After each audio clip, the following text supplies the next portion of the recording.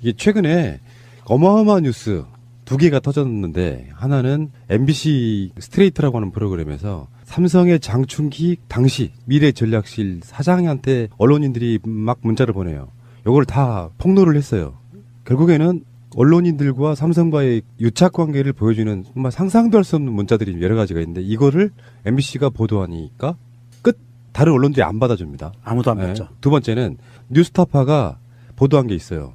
YTN 간부가 이건희 동영상을 삼성에 제보해버려요. 그걸 보도하는 게 아니고 어떤 딜에 의해서 삼성에게 넘겨주는. 중간에서 이 방송사 간부가 입에 담기도 힘든데 중간에서 어떻게 보면 이게 포주 노릇한 거예요. 그렇죠. 예, 그러니까 둘이 협의보라고 돈으로 협의보라고 포주 노릇한 거거든요. 기자 수칙도 위반했고요. 취재원이 이제 요구를 했단 말이죠. 그런데 그거를 알 권리를 책임하에서 보도를 했어야 됨에도 불구하고 즉시 삼성 측에 연락을 해서 취재원 또는 제공자를 신상을 줘서 협의 보게 하는. 이번에 이 보도 스트레이트 보도 이후에 한겨레만 보도한 것을 보더라도 이것이 바로 이제 말로만 듣던 한간에 떠돌던 삼성공학이라는 것이 증명이 돼버린 거죠. 2015년에 네.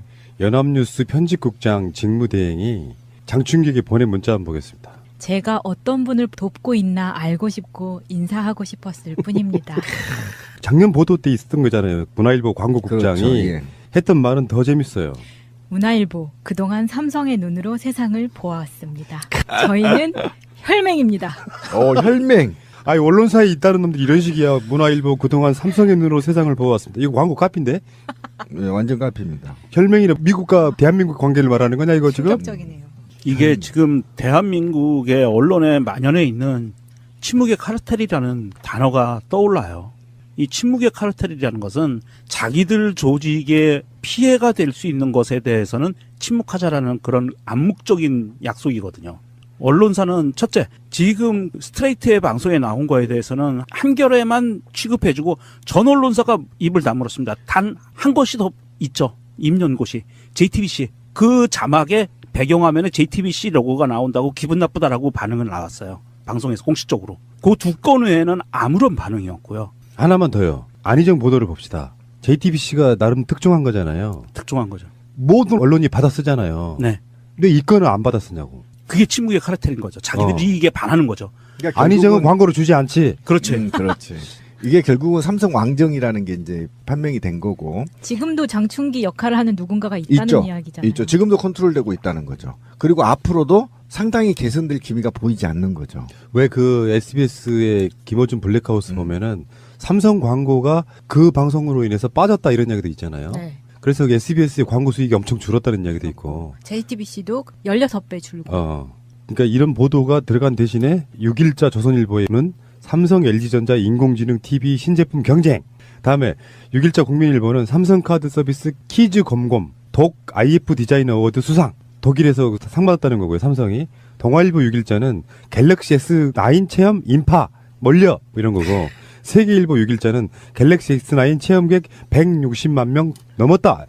이건 맛이 비상이네 얘네. 왕정이죠, 뭐 이 정도면. 이 굉장히 심한 상황이고요. 지금 이게 어느 정도 띄워주는 거냐면 이 잠깐만 비판할게. 특히 조선일보 하나만 좀 비판하겠습니다. 삼성 LG전자 인공지능 TV 신제품 경쟁이라고 하는데요.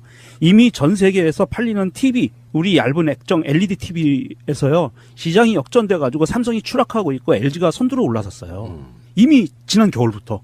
그런데도 불구하고 얘네들은 그냥 경쟁인 거예요. 삼성이 떨어졌는데 경쟁. 아니면 비슷하면 독보적인 시장 장악. 이렇게 나오는 거고요. 지금 가장 큰 문제가 어떻게 개선해 나갈 거냐는 거잖아요. 그러니까 삼성이 무엇을 하든 돈줄을 쥐고 있다라는 거잖아요. 지금 광고에 돈줄을 쥐고 있고 이 돈줄을 어떻게 차단하느냐 이게 지금 관건 아닙니까? 그죠? 그동안에 우리가 삼성에서 놀아났고 국민연금을 5천억을 날려도 누구 하나도 기사 써준 데가 없는 그리고 삼성이 세계 제1류 기업이었다고 하는 이건희가 성매매를 집에서 해도 다뤄주지 않는 대한민국 언론들. 그러니까 이런 거 전반적으로 문제는 돈이잖아요. 돈.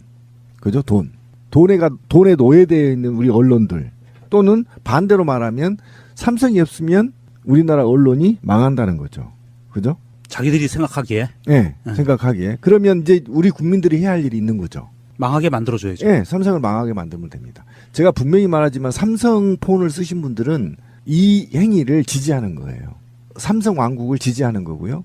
이재용을 떠받드는 겁니다. 삼성에 이미 작용했다고밖에 볼 수 없는 게 그걸 보도한 내용 보도 자체를 똑같은 방식으로 힘으로 누르고 있다는 게 흔히 말해서 어비진 기사라고 JTBC가 뭐 MBC가 뉴스타파가 이렇게 보도했다라고 보도하잖아요. 그거를 조선일보 같은 신문에는 오프라인 신문에는 실지도 않는 건 그렇다 치더라도 온라인판에도 전혀 언급조차 안 한다는 건 물론 삼성의 광고를 의식해서 그들이 자발적으로 하는 걸 수도 있겠지만 이런 상황이 됐을 때 MBC가 한 번 터뜨리고 안희정 이슈가 계속 커지는 이유가 뭐예요? JTBC가 하나 터뜨리니까 기성의 주요 매체뿐만 아니라 굉장히 많은 수백 개의 매체들이 동시에 터뜨리는 거거든요. 그래서 나라를 뒤흔드는 이슈가 됐어. 삼성도 마찬가지 아닙니까? 그러면 최소한 이런 언론들이 누구누구가 보도했다는 인용 보도라도 해주면서 뭔가 이게 사회적으로 뭐 이런 것을 이야기할 수 있어야 되는데 진짜 아까 말씀하신 정확한 표현 침묵의 카르텔이 이어지고 있다. 그러니까 삼성이 안 변하는 거죠. 이원병. 삼성도 안 바뀌면 우리도 안 바뀌는 거죠. 그죠? 근데 우리가 이제 바꿔 나가야죠. 우리 방송을 얼마 전에 나갔잖아요. 이재용의 판결문을 공개했던 오마이뉴스는 지금 법원 검찰청 출입 정지 1개월 당했습니다. 그렇죠. 그 다음에 더더욱이 언론들 솔직히 말하면 욕할 것도 없어요. 사법부들도 뭐 오줌 싸잖아요. 이재용이 뜨면. 그러니까 그런 상태에서 지금 이재용이 사실은 어찌 보면 그렇습니다. 문재인 정부에 맞서 있고요. 촛불혁명 국민과 맞서 있습니다. 니네들이 촛불혁명 일으켰다고 돈이 더 중요한가 보자. 돈지랄 하고 있는 거고요. 그죠? 문재인 대통령 네가 얼마나 잘한가 보자. 내가 돈으로 한번 너 흔들어 볼게. 이게 지금 이재용이 전면전 나서는 거예요. 사실은 전면전 뜬 거거든요. 그래서 석방됐고 석방된 후에 다시 어떻게 한겨레하고 MBC만 보도합니까? 이 많은 채널 중에. 이건 정말 충격이죠. 삼성의 반란이 시작된 거죠. 어느 기자가 쓴 글 중에 제가 머리에서 잊혀지지 않는 문장이 하나 있습니다. 정권은 우리가 무너뜨릴 수 있지만 나 이거 보고 오싹했었어요. 자기들이 정권은 무너뜨릴 수 있지만 삼성은 무너뜨릴 수 없다는 거예요. 그 이재용이 2심에서 정영식에 의해서 풀려났잖아요. 네. 한겨레하고 경향을 지배한 모든 신문이 헤드라인에서 이재용에 대한 비판이 없고 이를테면 이런 식인 거지. 이재용 뭐뭐한 길 열려 이런 식으로 긍정적 보도를 하는 거예요. 뭐 글로벌 기본으로 그렇지. 굉장히 좋은 것만 그런 나왔습니다. 방식으로 예. 헤드라인을 짜고 헤드라인 제목에서 이재용 이런 식의 석방은 잘못된 거라고 비판한 신문은 한겨레하고 경향이 유일하다는 거예요. 이대로 가면 안 됩니다. 어차피 삼성 광고에 대한 포션이 작은 회사일수록 그런 말을 할 수 있지 않나. 나머지는 삼성 광고가 얼마나 들어오는지 그거에 따라서. 그렇죠. 사실 회사에 좌지우지할 정도가 돼버리니까 광고로 들어오는 것 중에 최소한 20%, 30% 이렇게 비중 차지한다거나 만약에 50% 차지한다고 생각해 보세요. 50%를 빼버려. 그냥 그 회사 망하는 거예요. 그 광고가 있을 것으로 예상하고 예산을 제출할 계획을 짜고 직원을 뽑거든요. 근데 이런 상황이 되면 사실은 행정권과 연결이 있잖아요. 그러니까 삼성은 이미 마약 중독자들처럼 광고에 의한 언론들을 길들이기 또는 중독시켜왔다는 거예요. 빼버리기 하면 미치는 거예요. 그거 먹고 싶어가지고. 그러면 우리가 어떻게 해야 돼요? 언론사를 욕해야 돼? 삼성을 욕해야 돼? 삼성을 밟아야지. 저는 조금 다른 생각을 합니다. 둘 다 밟아야 된다고 생각합니다. 이거는 그거 당연하지 그거네. 네. 삼성이 주범이고 프라님이 얘기한 것처럼 이건 마약을 중독시킨 주범이고요. 언론사들은요. 해야 될 짓을 안 하고 있는 부작위범들이에요. 반드시 사회 정의와 국가의 앞날 그리고 인류의 행복을 위해서 자기들이 월급을 받아 쳐드시는 거거든요. 그런데 월급을 받아 쳐드시면서 그 월급이 오로지 삼성에게서만 나온다? 아니거든요. 최대 잡아서 50%밖에 안 돼요. 삼성으로부터 나오는 거는. 그러면 지들의 양심의 50%만 삼성한테 기울라는 거예요. 제 말은. 왜 양심의 100%를 삼성으로 기울어 놓고 인생을 사느냐. 이거는 범죄예요. 기자들이 범죄자입니다.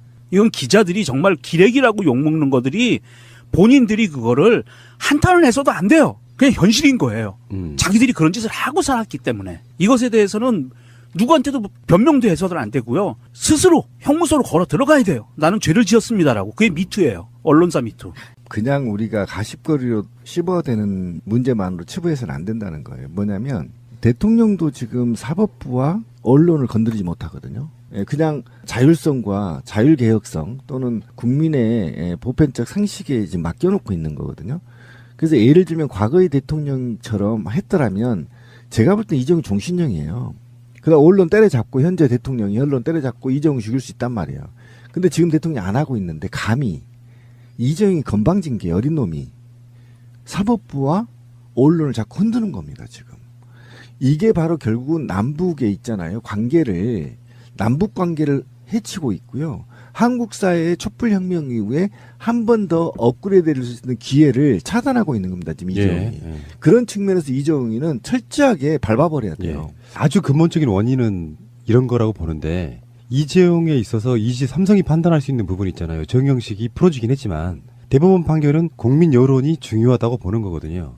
국민 여론이 굉장히 악화될수록 이재용한테는 불리해지는 거예요. 어차피 2심 판결 나고 나서 국민 여론이 엄청나게 악화된 건 맞거든요. 그러니까 삼성에 또는 이재용에 대해서 보도가 많이 나올수록 불리해져요. 그렇죠. 여론 자체가 악화되면. 여론 자체가 사실은 인민재판 뭐 여론재판이라고 하지만 무조건 법리대로 한다는 어떤 원칙도 있겠지만 여론이 악화된 상태에서 이재용이 풀려나기는 쉽지가 않단 말이에요. 그렇다 보니까 삼성에서는 이미 언론으로부터 이재용의 유리한 여론 형성을 위한 말하지 않아도 광고로 길들이기 하고 있는 거예요. 이렇게 보시면 될 것 같다 생각이 들고요. 대법원에서 이재용의 변호사 중에 한 명이 차한성 전 대법관이었는데 물론 차한성이 나중에 변호인을 사퇴하긴 해요. 그런데 한 번 더 짚고 넘어가려고요. 짧게. 조희대 대법관하고 대법관 출신이 대법원 재판에 들어가는 것도 웃기지만 지금 조희대 대법관이 이재용 상고심의 주심인데 이 주심하고 같은 고등학교 같은 대학교 동문이에요. 그러니까요. 이거는 뭘까? 그래서 이게 역음모론 뭐 이런 건데 예를 들어 제가 그런 얘기 한 적이 있어요. 대법관 출신이 정관예우 개념으로 이재용 재판에 들어가면 그 재판은 아주 일반적인 예측은 대법관 출신의 정관예우성 어떤 그런 봐주기라고 생각할 수 있지만 반대로 여론은 다 알고 있잖아. 네. 다 알고 있는 상황에서 이게 모르게 들어갔다면 여론화돼 있는 상황이라고 하면 대법원에서 이재용한테 유리한 판결을 내리는 건 사실상 불가능해요.